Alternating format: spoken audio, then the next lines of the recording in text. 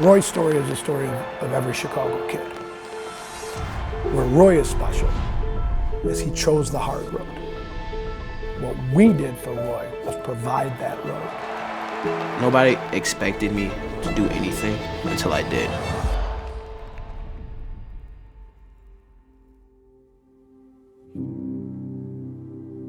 Growing up in Inglewood has been a struggle.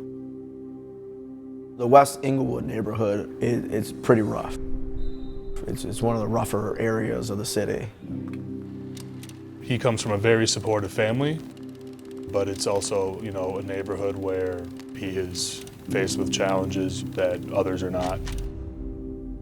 There are certain things that I've always wanted to go do, and people who say, no, you can't do that.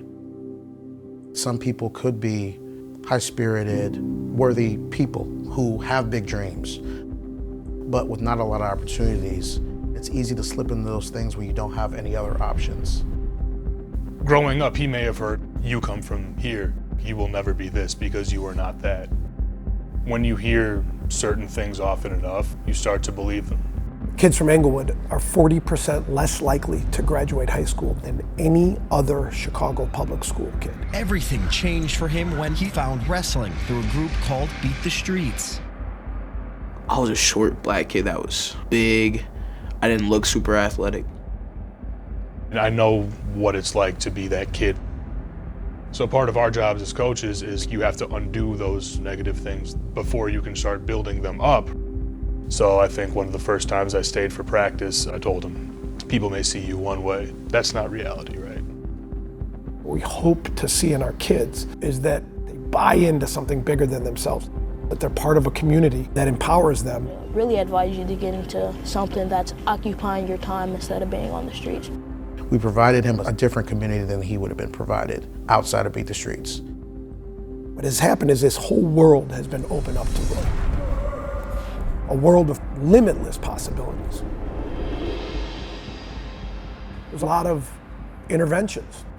Roy can pick up the phone and call many coaches for anything, and I feel confident that they're going to guide him in the right way. There's a lot of heart-to-hearts. There's a lot of pushing Roy. He has adults in his life that invested in him. So proud of you. So proud. His resilience, his grit, his ability to have a setback in life.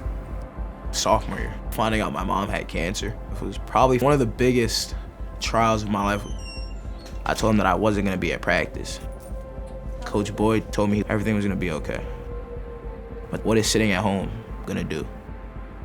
Beat the Streets is your safe place. And if you give up now, you're gonna give up in the future. And it's not just the mentor and the coach relationships, it's the trips. It's a video, but that's all right. When you're meeting somebody from Israel and you're hanging out with somebody in Baku, Azerbaijan. One of the things we love to say is that there's a Roy Phelps on every block in Chicago.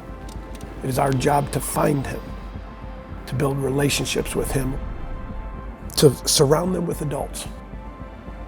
Roy, really everything we've ever hoped for our kids. I want to be better than I was at the beginning of the day. He set his goals, and 9 out of the 10 goals that he has set for himself, he's accomplished.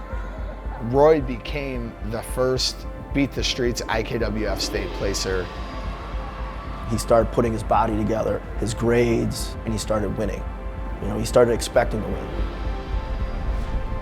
And I remember my 8th grade year saying, I'm gonna be the first Hope State champ. I remember him saying he had never seen a Grand March before, and he made the goal that we set together for him. When a kid from Englewood breaks through the glass ceiling, makes the state finals, this has never been done in Chicago before.